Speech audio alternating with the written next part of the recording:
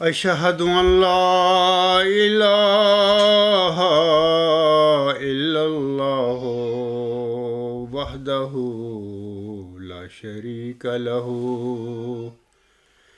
وأشهد أن محمدا عبده ورسوله أما بعد فأعوذ بالله من الشيطان الرجيم بسم الله الرحمن الرحيم الحمد لله رب العالمين الرحمن الرحيم مالك يوم الدين إياك نعبد وإياك نستعين اهدنا الصراط المستقيم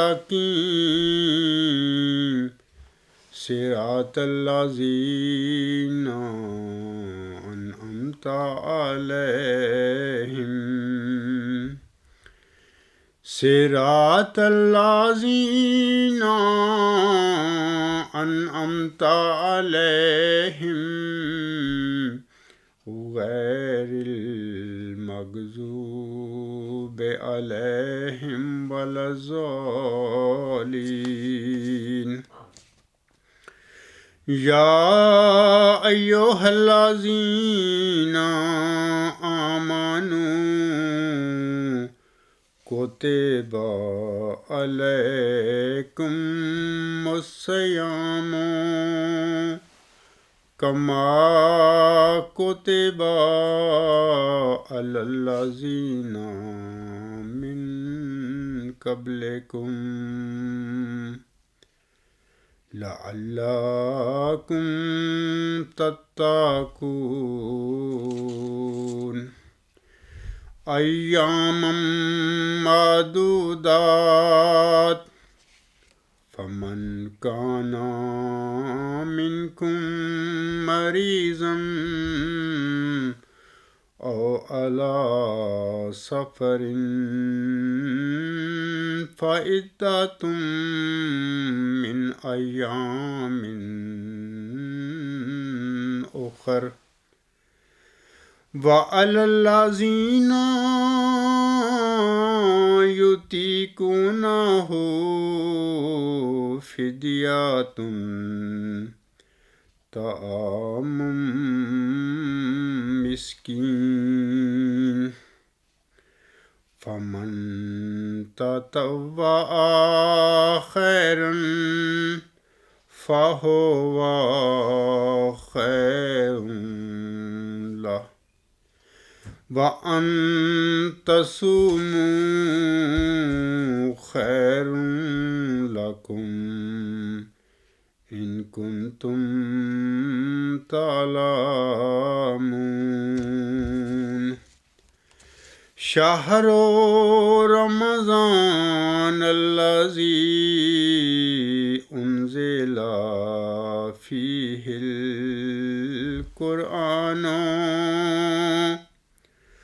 هدى للناس وبينات من الهدى والفرقان فمن شهد منكم الشهر فليصم ومن كان مريضا أو على سفر فعدة من أيام أخر يريد الله بكم اليسر ولا يريد بكم العسر ولتكملوا العدة وَلِتُكَبِّرُوا اللَّهَ عَلَى مَا هَدَاكُمْ وَلَعَلَّكُمْ تَشْكُرُونَ۔ یہ سورۃ البقرہ کی آیت نمبر 184 سے آیت نمبر 186 تک 3 آیات میں نے تلاوت کی ہیں۔ ان آیات میں اللہ تعالیٰ فرماتا ہے، اے لوگو جو ایمان لائے ہو، تم پر روزے اسی طرح فرض کیے گئے ہیں جس طرح تم سے پہلے لوگوں پر فرض کیے گئے تھے، تاکہ تم متقی بنو۔ یہ چند گنتی کے دن ہیں، پس تم میں سے جو مریض ہو یا سفر پر ہو تو وہ اور دنوں میں گنتی پوری کر لے، اور جو اس کی طاقت رکھتے ہوں وہ ایک مسکین کا کھانا فدیہ میں دیں۔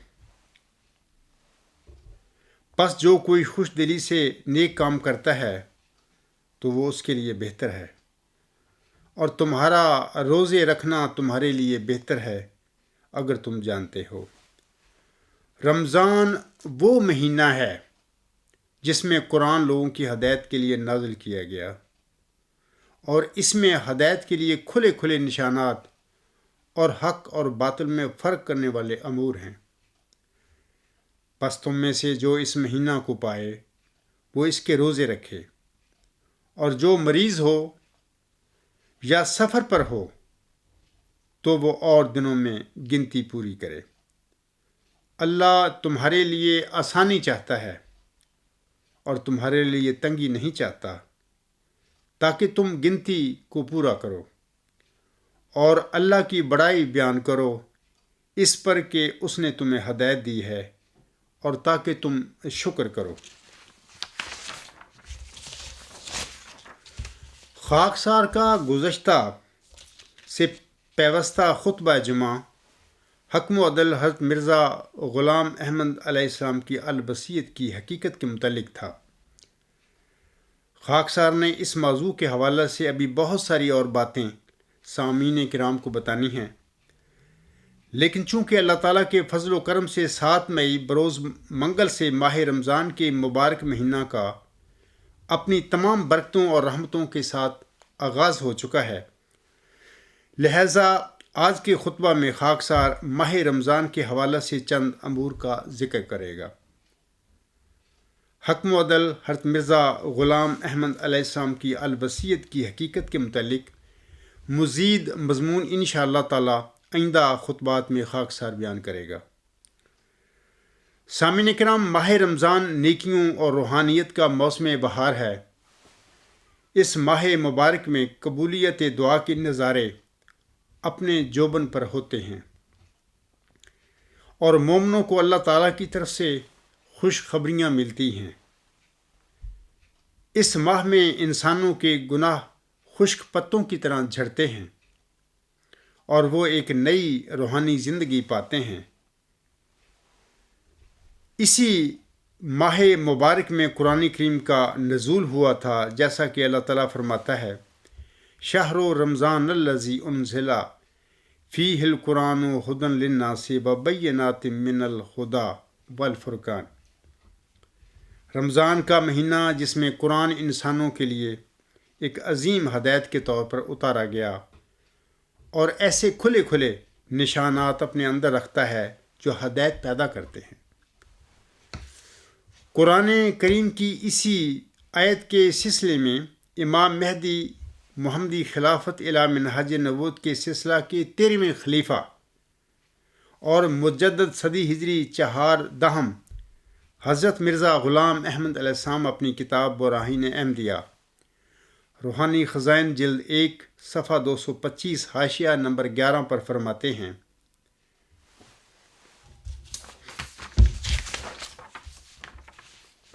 ہدن للناس وبینات من الہدی والفرقان، یعنی قرآن میں 3 صفتیں ہیں۔ اول یہ کہ جو علوم دین لوگوں کو معلوم نہیں رہے تھے ان کی طرف ہدایت فرماتا ہے۔ دوسرے جو علوم میں پہلے کچھ اجمال چلا آتا تھا ان کی تفصیل بیان کرتا ہے۔ تیسرے جو امور میں اختلاف اور تنازع پیدا ہو گیا تھا ان میں قول فیصل بیان کر کے حق اور باطل میں فرق ظاہر کرتا ہے۔ قرآن حکیم اور فرقان حمید جس میں حق و باطل کی روشن نشانیاں ہیں، رمضان المبارک کی شب قدر کو جو 1000 مہینوں سے افضل و اعلیٰ ہے، حضور محسن انسانیت فخر دو جہاں حضرت محمد مصطفیٰ احمد مجتبیٰ صلی اللہ علیہ وسلم کے قلب اطہر پر نازل ہوا۔ اس وقت ہادی برحق صلی اللہ علیہ وآلہ وسلم مکہ مکرمہ کی مشہور و معروف غار حرا میں مصروف عبادت تھے۔ فرستادہ ایزدی حضرت جبرائیل علیہ السلام حاضر ہوئے اور عرض کرتے ہیں، اقرا بسم ربک الذی خلق، خلق الانسان من علق، اقرا وربک الاکرم،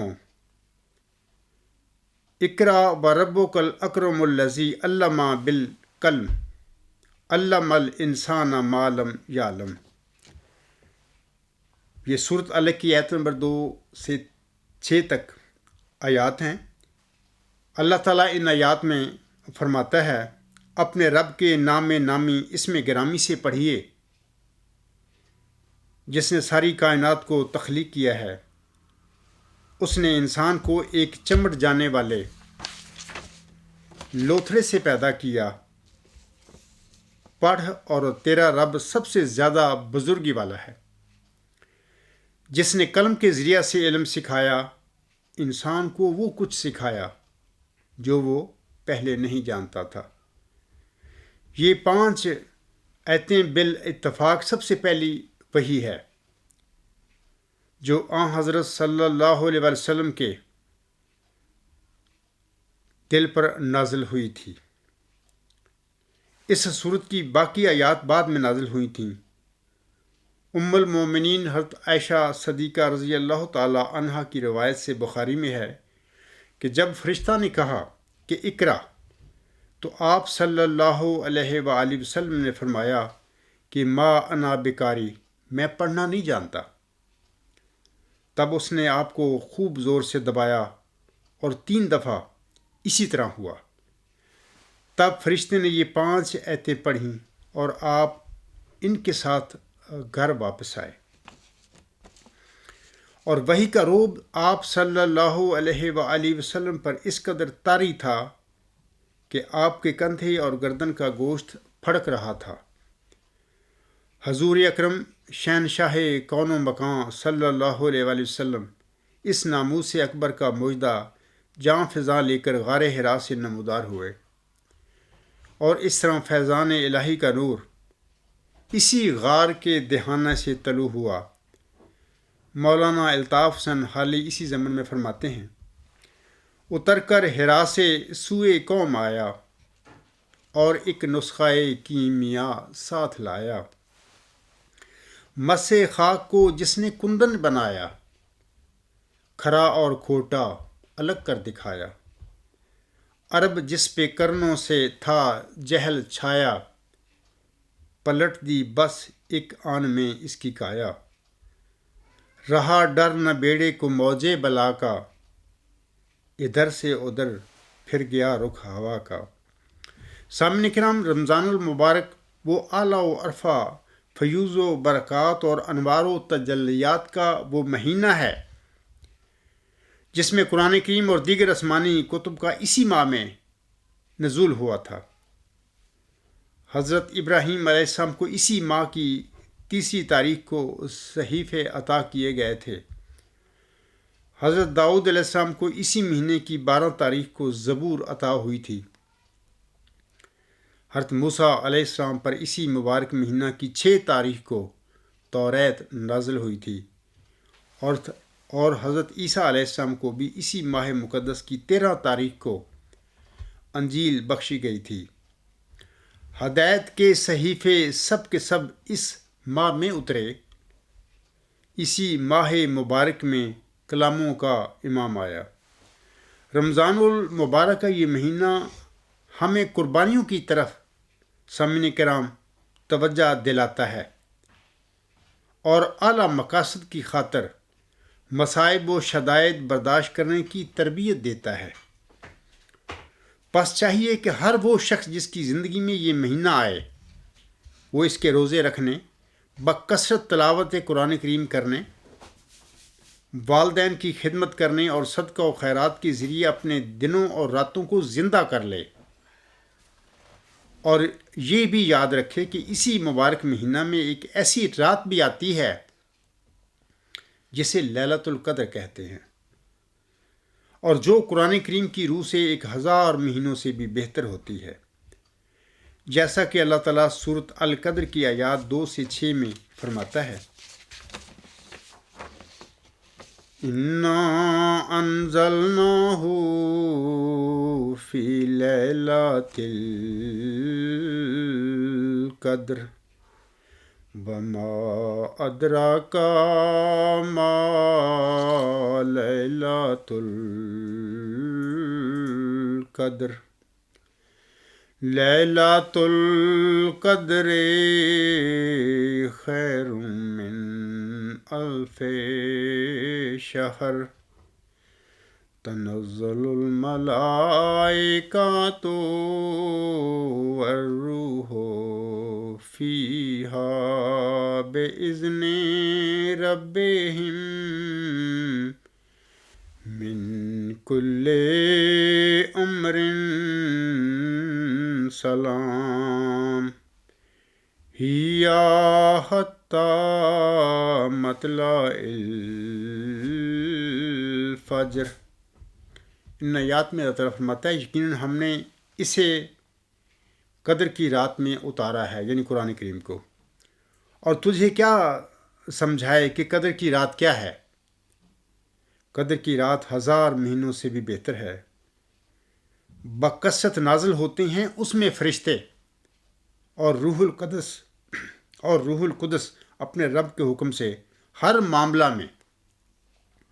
سلام ہے، یہ سلسلہ طلوع فجر تک جاری رہتا ہے۔ حضرت صلی اللہ علیہ وآلہ وسلم نے اس کے متعلق فرمایا کہ رمضان کے آخری عشرہ کی طاق راتوں میں اسے تلاش کرو۔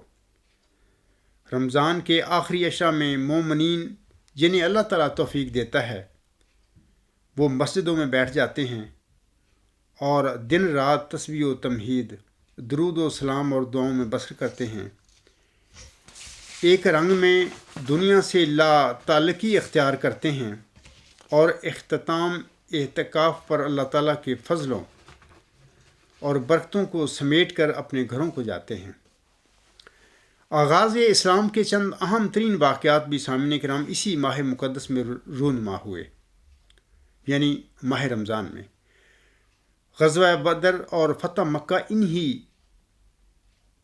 اہم واقعات میں سے 2 اہم واقعات ہیں جو عظمت اسلام اور رفعت رسالت مآب صلی اللہ علیہ وآلہ وسلم کے بے نظیر مظاہر ہیں، اور جن کے ذریعے مجاہدین ملت نے کفر و باطل کے غرور و تکبر اور طاقت و قوت کو ہمیشہ کے لیے پیوند خاک کر دیا تھا۔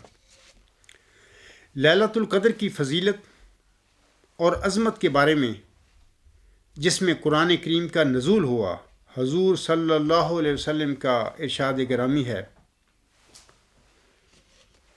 جو شخص شب قدر میں ایمان کے ساتھ اور اللہ کے اجر کی خاطر عبادت کے لیے کھڑا رہا اس کے گزشتہ تمام گناہ معاف ہو گئے۔ اسی طرح حضرت سلمان فارسی رضی اللہ تعالیٰ عنہ نے فرمایا کہ شعبان کے آخری دن حضرت رسول اکرم صلی اللہ علیہ وآلہ وسلم نے ایک خطبہ ارشاد فرمایا جس میں یہ بشارت دی کہ کل سے تم پر ایک عظیم مہینہ طلوع ہو رہا ہے۔ اس مہینہ میں ایک ایسی رات آتی ہے جو 1000 مہینوں سے بڑھ کر ہوتی ہے۔ اللہ تعالیٰ نے اس ماہ کے روزے فرض قرار دیے ہیں۔ اس ماہ کی راتوں میں تہجد کے لیے اٹھنا بہت بڑی نیکی ہے۔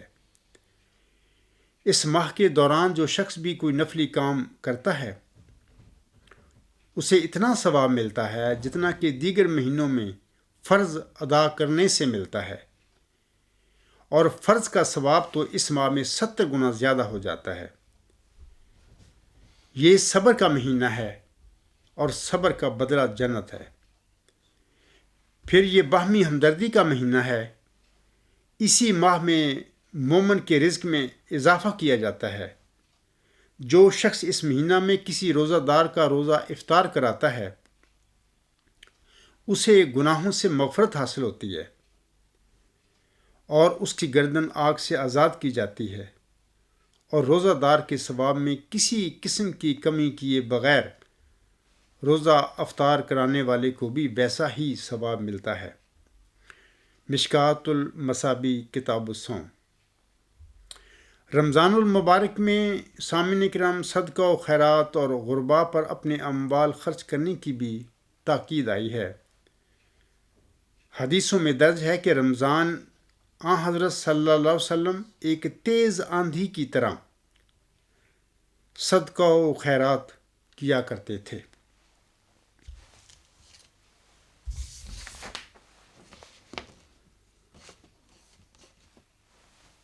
امام آخر الزماں امام مہدی حضرت مرزا غلام احمد علیہ السلام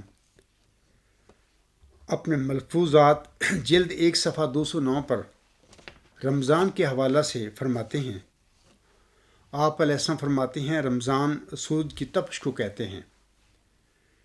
رمضان میں چونکہ انسان اکل و شرب اور تمام جسمانی لذتوں پر صبر کرتا ہے، دوسرے اللہ تعالیٰ کے احکام کے لیے ایک حرارت اور جوش پیدا کرتا ہے۔ روحانی اور جسمانی حرارت اور تپش مل کر رمضان ہوا۔ اہل لغت جو کہتے ہیں کہ گرمی کے مہینہ میں آیا اس لیے رمضان کہلایا، میرے نزدیک یہ صحیح نہیں ہے، کیونکہ عرب کے لیے یہ خصوصیت نہیں ہو سکتی۔ روحانی رمز سے مراد روحانی ذوق و شوق اور حرارت دینی ہوتی ہے۔ رمز اس حرارت کو بھی کہتے ہیں جس سے پتھر وغیرہ گرم ہو جاتے ہیں۔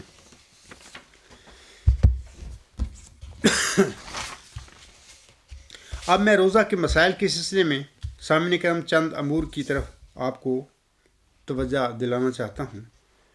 واضح رہے کہ روزہ اسلامی عبادات کا ایک اہم رکن ہے۔ روزہ ایک ایسی عبادت ہے جس میں تزکیہ نفس، اس کی اصلاح اور قوت برداشت کی تربیت مد نظر ہوتی ہے۔ حضرت امام مہدی محمدی خلافت الی منہاج نبوت کے سلسلہ کے 13ویں خلیفہ اور مجدد صدی ہجری 14 حضرت مرزا غلام احمد علیہ السلام فرماتے ہیں، جس دین میں مجاہدات نہ ہوں وہ دین ہمارے نزدیک کچھ نہیں۔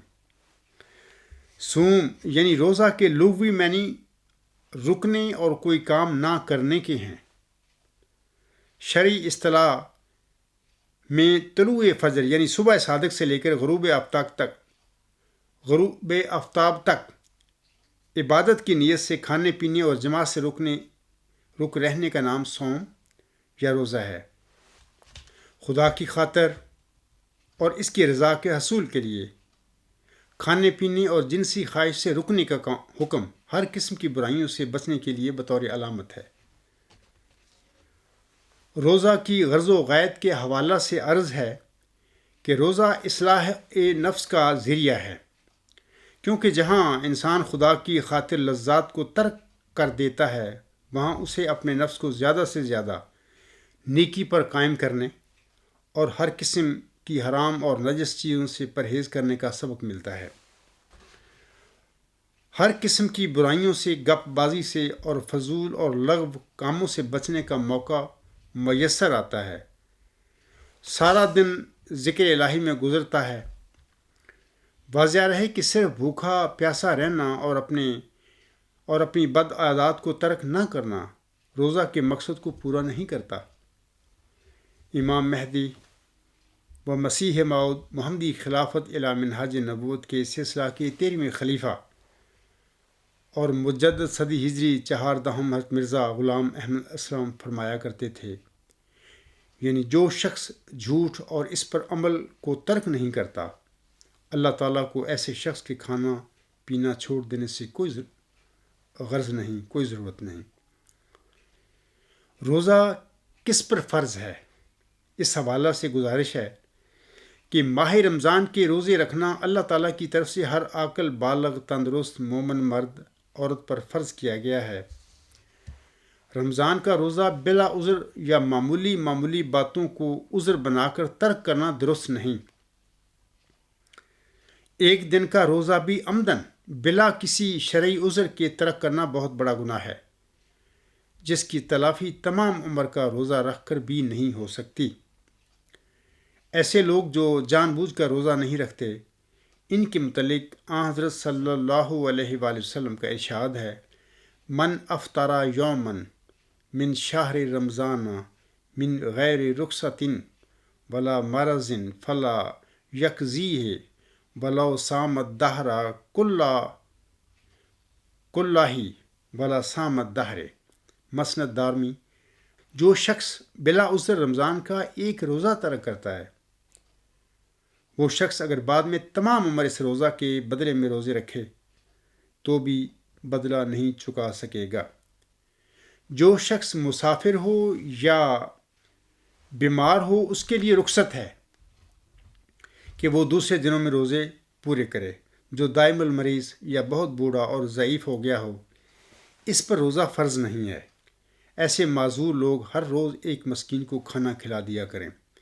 یہی حکم حاملہ اور دودھ پلانے والی عورت کا ہے۔ اللہ تعالیٰ قرآن کریم میں فرماتا ہے، فَمَنْ كَانَ مِنْكُمْ مَرِيضًا أَوْ عَلَى سَفَرٍ فَعِدَّةٌ مِّنْ أَيَّامٍ أُخَرَ وَعَلَى الَّذِينَ يُطِيقُونَهُ فِدْيَةٌ طَعَامُ مِسْكِينٍ۔ بس تم میں سے جو مریض ہو یا سفر پر ہو تو وہ اور دنوں میں گنتی پوری کر لے، اور جو اس کی طاقت رکھتے ہوں وہ ایک مسکین کا کھانا فدیہ میں دیں۔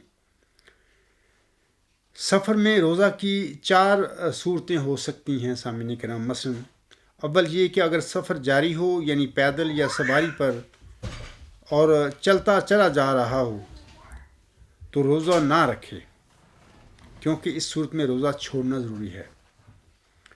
ثانیاً یہ کہ اگر سفر کے دوران کسی جگہ رات کو ٹھہرنا ہے اور سہولت میسر ہے تو روزہ رکھا جا سکتا ہے، یعنی روزہ رکھنے اور نہ رکھنے دونوں کی اجازت ہے، جبکہ دن بھر وہاں قیام ہے۔ ثالثاً یہ کہ سحری کھانے کے بعد سفر شروع ہو اور افطاری سے پہلے سفر ختم ہو جائے، یعنی گھر واپس آ جانے کا ظن غالب ہو تو روزہ رکھا جا سکتا ہے۔ رابعاً یہ کہ اگر کسی جگہ پر 15 دن یا اس سے زیادہ ٹھہرنا ہے تو وہاں سحری کا انتظام کیا جائے اور روزہ رکھا جائے۔ روزہ کب رکھا جائے کے سلسلے میں گزارش ہے کہ رمضان کی ابتدا چاند دیکھنے سے ہوتی ہے۔ اگر مطلع صاف نہ ہو تو شعبان کے 30 دن پورے کریں اور پھر روزے شروع کریں۔ چاند دیکھے جانے کے بارے میں اگر یقینی اطلاع دوسری جگہ سے مل جائے تو اس کے مطابق عمل کرنا چاہیے۔ اسی طرح چاند دیکھ کر ہی رمضان کا اختتام ہوتا ہے، اور اگر مطلع ابر آلود ہو تو رمضان کے 30 دن پورے کرے، سوائے اس کے کہ کسی جگہ سے چاند دیکھے جانے کی یقینی اطلاع موصول ہو جائے۔ نواقض روزہ کے حوالہ سے گزارش ہے کہ اول یہ کہ عمدن کھانے پینے اور جمع یعنی جنسی تعلق پیدا کرنے سے روزہ ٹوٹ جاتا ہے۔ انیمیا کروانے، ٹیکہ کروانے اور جان بوجھ کر کہہ کرنے سے بھی روزہ ٹوٹ جاتا ہے۔ حدیث میں ہے کہ اگر کسی روزے دار کو بے اختیار کہہ آ جائے تو اس پر روزہ کی قضا نہیں، لیکن جو روزہ دار جان بوجھ کر کہہ کرے وہ روزہ کی قضا کرے۔ ثانیاً یہ کہ رمضان کا روزہ عمدن توڑنے والے کے لیے اس روزہ کی قضا کے علاوہ بطور کفارہ 60 روزے متواتر رکھنا بھی واجب ہے، اور اگر روزہ رکھنے کی استطاعت نہ ہو تو اپنی حیثیت کے مطابق 60 غریبوں کو کھانا کھلانا اکٹھے بیٹھ کر یا متفرق طور پر، یا ایک غریب کو ہی 60 دن کے کھانے کا راشن دے دینا یا اس کی قیمت ادا کرنا کافی ہے۔ اگر کھانا کھلانے کی بھی استطاعت نہ ہو تو اسے اللہ تعالیٰ کے رحم اور اس کے فضل پر بھروسہ کرنا چاہیے اور توبہ استغفار کرنی چاہیے۔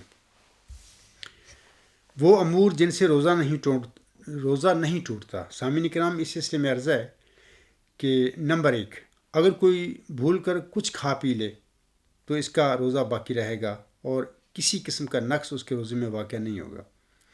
نمبر 2، اگر بلا اختیار حلق میں یا پیٹ میں دھواں، گرد و غبار، مکھی اور کلی کرتے وقت چند قطرے پانی چلا جائے تو روزہ نہیں ٹوٹتا۔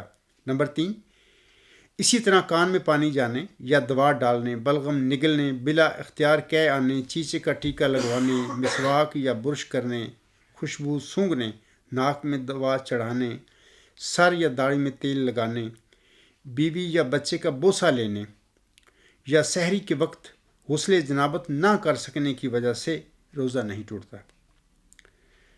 سامعین کرام، رمضان المبارک دعاؤں کی قبولیت کے لحاظ سے بھی ایک خاص مہینہ ہے۔ ہر مومن کو چاہیے کہ وہ اس میں ذکر الہی اور دعاؤں کی خاطر خصوصی توجہ دے کر قبولیت دعا کے نظارے دیکھے۔ رمضان المبارک کو اللہ کے مہینے سے تعبیر کیا گیا ہے جو بہترین دن اور بہترین راتیں اور بہترین ساعتوں کا حامل ہے، اور یہ اپنے پہلو میں بے پایاں رحمتوں، بے اندازہ برکتوں اور بے پناہ بخشوں کے خزانے رکھتا ہے۔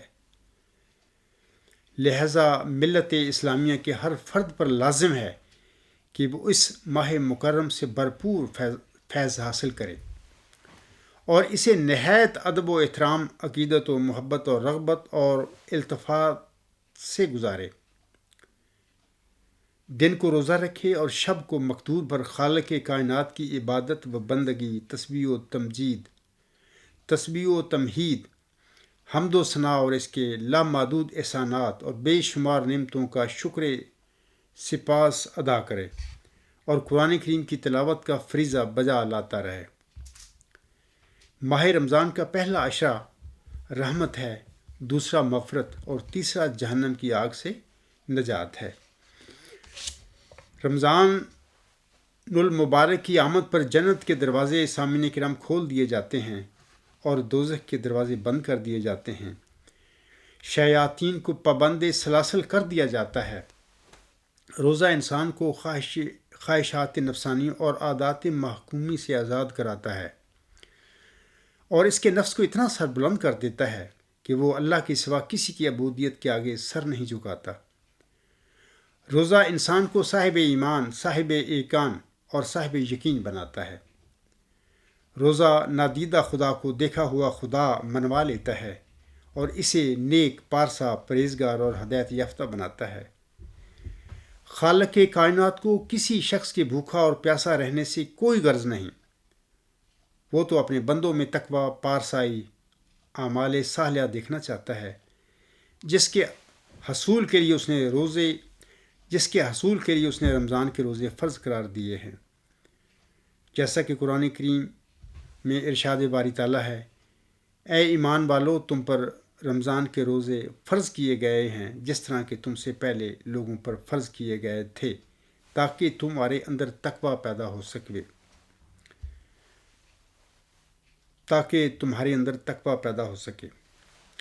تقوی سے مراد اپنی نفسانی خواہشات کو قابو میں رکھنا اور جذبات کی تلاطم خیزیوں سے خود کو بچانا ہے۔ روزہ ایک ایسی عبادت ہے جس کا بدل کوئی دوسری عبادت نہیں ہو سکتی۔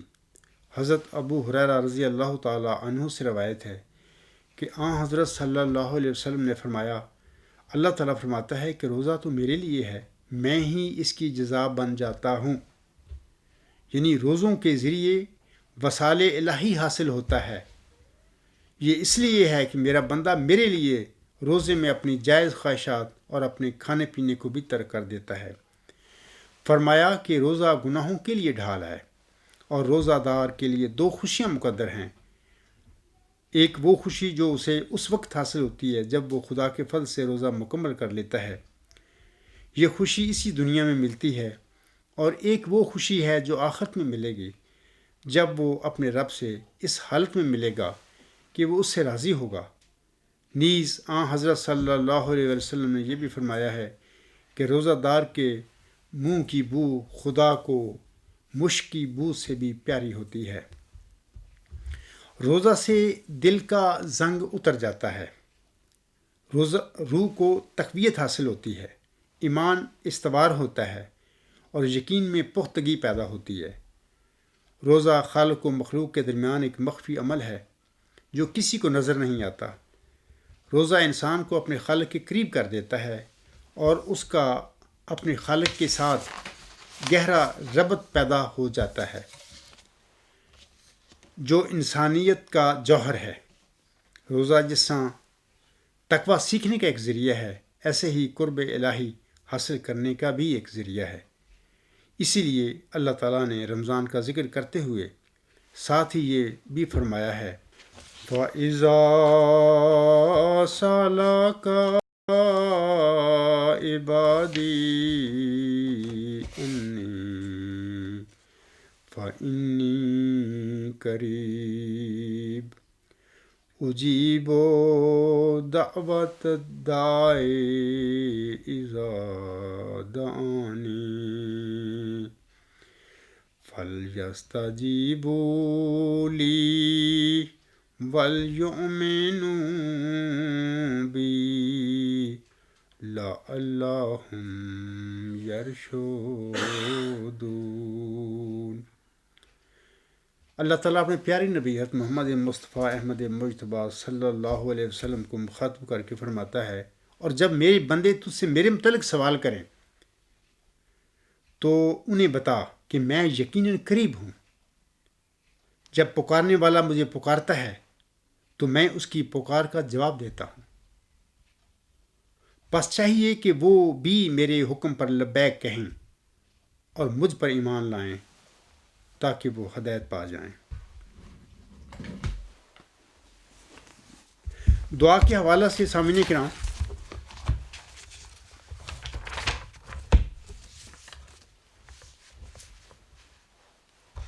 محمدی خلافت منہاج نبوت کے سلسلہ کے 13ویں خلیفہ یعنی امام مہدی اور مجدد صدی ہجری چہاردام حضرت مرزا غلام احمد صاحب اپنے لیکچر سیالکوٹ، اور جس کا حوالہ ہے روحانی خزائن جلد 20 صفحہ 222 تا 223 اور 224 میں فرماتے ہیں، آپ علیہ السلام فرماتے ہیں، مبارک وہ قیدی جو دعا کرتے ہیں۔ آپ علیہ السلام فرماتے ہیں، مبارک وہ قیدی جو دعا کرتے ہیں تھکتے نہیں، کیونکہ ایک دن رہائی پائیں گے۔ مبارک وہ اندھے جو دعاؤں میں سست نہیں ہوتے، کیونکہ ایک دن دیکھنے لگیں گے۔ مبارک وہ جو قبروں میں پڑے ہوئے دعاؤں کے ساتھ خدا کی مدد چاہتے ہیں، کیونکہ ایک دن قبروں سے باہر نکالے جائیں گے۔ مبارک تم جب کہ دعا کرنے میں کبھی ماندہ نہیں ہوتے، اور تمہاری روح دعا کے لیے پگھلتی اور تمہاری آنکھ آنسو بہاتی اور تمہارے سینے میں ایک آگ پیدا کر دیتی ہے، اور تمہیں تنہائی کا ذوق اٹھانے کے لیے اندھیری کوٹھریوں اور سنسان جنگلوں میں لے جاتی ہے، اور تمہیں بے تاب اور دیوانہ اور از خود رفتہ بنا دیتی ہے، کیونکہ آخر تم پر فضل کیا جاوے گا۔ وہ خدا جس کی طرف ہم بلاتے ہیں نہایت کریم و رحیم، حیا والا، صادق، وفادار، عاجزوں پر رحم کرنے والا ہے۔ پس تم بھی وفادار بن جاؤ اور پورے صدق اور وفا سے دعا کرو کہ وہ تم پر رحم فرمائے گا۔ دنیا کے شور و غوغا سے الگ ہو جاؤ اور نفسانی جھگڑوں کا دین کو رنگ مت دو۔ خدا کے لیے ہار اختیار کر لو اور شکست کو قبول کر لو، تب بڑی بڑی فتحوں کے تم وارث بن جاؤ۔ دعا کرنے والوں کو خدا معجزہ دکھائے گا اور مانگنے والوں کو ایک خارق عادت نعمت دی جائے گی۔ دعا خدا سے آتی ہے اور خدا کی طرف ہی جاتی ہے۔ دعا سے خدا ایسا نزدیک ہو جاتا ہے جیسا کہ تمہاری جان تم سے نزدیک ہے۔ دعا کی پہلی نعمت یہ ہے کہ انسان میں پاک تبدیلی پیدا ہوتی ہے، پھر اس تبدیلی سے خدا بھی اپنی صفات میں تبدیلی کرتا ہے، اور اس کے صفات غیر متبدل ہیں، مگر تبدیلی یافتہ کے لیے اس کی ایک الگ تجلی ہے جس کو دنیا نہیں جانتی۔ گویا وہ اور خدا ہے، حالانکہ اور کوئی خدا نہیں، مگر نئی تجلی نئے رنگ میں اس کو ظاہر کرتی ہے۔ تب اس خاص تجلی کے شان میں اس میں تبدیل یافتہ کے لیے وہ کام کرتا ہے جو دوسروں کے لیے نہیں کرتا۔ یہی وہ خارق ہے۔ آگے حضور صلی اللہ علیہ وسلم فرماتے ہیں، غرض دعا وہ اکسیر ہے جو ایک مشت خاک کو کیمیا کر دیتی ہے، اور وہ ایک پانی ہے جو اندرونی غلاظتوں کو دھو دیتا ہے۔ اس دعا کے ساتھ روح پگھلتی ہے اور پانی کی طرح بہہ کر آستانہ حضرت احدیت پر گرتی ہے۔ وہ خدا کے حضور میں کھڑی بھی ہوتی ہے اور رکوع بھی کرتی ہے اور سجدہ بھی کرتی ہے، اور اسی کے ذل وہ نماز ہے جو اسلام نے سکھلائی ہے۔ اور روح کا کھڑا ہونا یہ ہے کہ وہ خدا کے لیے ہر ایک ہیبت کی برداشت اور حکم ماننے کے بارے میں مستعدی ظاہر کرتی ہے۔ اور اس کا رکوع یعنی جھکنا یہ ہے کہ وہ تمام محبتوں اور تعلقوں کو چھوڑ کر خدا کی طرف جھک آتی ہے اور خدا کے لیے ہو جاتی ہے۔ اور اس کا سجدہ یہ ہے کہ وہ خدا کے آستانوں پر گر کر اپنے خیال بکلی کھو دیتی ہے اور اپنے نقش وجود کو مٹا دیتی ہے۔ یہی نماز ہے جو خدا کو ملاتی ہے، اور شریعت اسلامیہ نے اس کی تصویر معمولی نماز میں کھینچ کر دکھلائی ہے تاکہ وہ جسمانی نماز روحانی نماز کی طرف محرک ہو۔ اسی طرح دعا کے سلسلے میں حضور علیہ السلام اخبار البدر مرخہ 9 جنوری 1903 صفحات 86/91 پر فرماتے ہیں، آپ علیہ السلام فرماتے ہیں، دعا میں ایک موت ہے، اور اس کا بڑا اثر یہی ہوتا ہے کہ انسان ایک طرح سے مر جاتا ہے۔ مثلا ایک طرح ایک قطرہ پانی کا پی کر اگر دعویٰ کرے، ایک انسان ایک قطرہ پانی کا پی کر اگر دعویٰ کرے کہ میری پیاس بجھ گئی یا اسے بڑی پیاس تھی تو وہ جھوٹا ہے۔ ہاں، اگر پیالہ بھر کر پیوے تو اس کی بات کی تصدیق ہوگی۔ پورے سوزش اور گدازش کے ساتھ جب ایک رنگ میں دعا کی جاتی ہے، حتیٰ کہ روح گداز ہو کر آستانہ الہی پر گر پڑتی ہے، اور اسی کا نام دعا ہے۔ اور الہی سنت یہی ہے کہ جب ایسی دعا ہوتی ہے تو خداوند تعالیٰ یا تو اسے قبول کرتا ہے اور یا جواب دیتا ہے، بات کر کے بتلا دیتا ہے۔ مکالمات الہیہ میں ایسا محسوس ہوتا ہے کہ اللہ تعالیٰ اپنے بندے کی زبان پر کلام جاری کر رہا ہے، اور وہ ایسی طاقت اور شدت سے ہوتی ہے جیسے ایک فولادی میخ دھنس جاتی ہے، ایسی لطافت ہوتی ہے کہ گویا خدا کا کلام ہے۔ سامعین کرام، آج دنیا میں ہزاروں لاکھوں مظلوم ایسے ہیں جو اپنوں اور غیروں کے ہاتھوں ظلم کی چکی میں پس رہے ہیں۔ یہ سب اس مہینہ میں ہماری خصوصی ہمدردی کے محتاج ہیں۔ ہمیں جہاں کہیں کوئی غریب اور نادار ملے، ہمیں چاہیے کہ اس مبارک مہینہ میں ہم اپنے اموال کے ذریعے اس کی دلجوئی کریں۔ دعا ہے کہ عالم اسلام کے لیے یہ ماہ مقدس ان کی کامیابیوں و کامرانیوں کا سبب بنے، اور زندگی کے ہر شعبہ میں ان کو عروج و ارتقاء اور سربلندی و سرفرازی حاصل ہو، اور خالق کائنات امت مسلمہ میں اتفاق و اتحاد پیدا فرما دے، تاکہ یہ طاغوتی طاقتوں اور کفر و باطل کی ریشہ دبانیوں کے جو ان کے درپے آزار ہیں، شکست و ریخت سے ہمکنار کر سکیں۔ اللہ کرے کہ ہم اس مقدس و مبارک مہینہ کی برکات اور افضال الہی سے استفادہ کرنے والوں میں شمار ہوں، آمین۔ اسی پہ میں اپنا خطبہ ختم کرتا ہوں۔ وما علینا الا البلاغ وآخر دعوانا الحمد للہ رب العالمین۔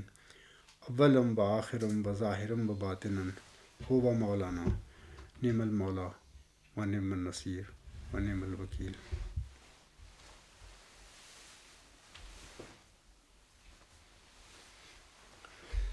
الحمد للہ نحمده ونستعینه ونستغفره ونؤمن به ونتوکل علیہ ونعوذ باللہ من شرور انفسنا ومن سیئات اعمالنا، من يهده الله فلا مضل له ومن يضلله فلا هادي له، ونشهد أن لا إله إلا الله ونشهد أن محمدا عبده ورسوله۔ عباد اللہ رحمکم اللہ، ان اللہ یأمر بالعدل والإحسان وإیتاء ذی القربى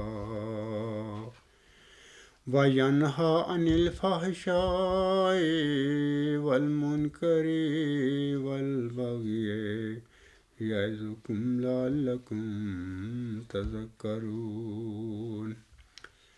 اذکروا اللہ یذکرکم وادعوہ یستجب لکم ولذکر اللہ اکبر۔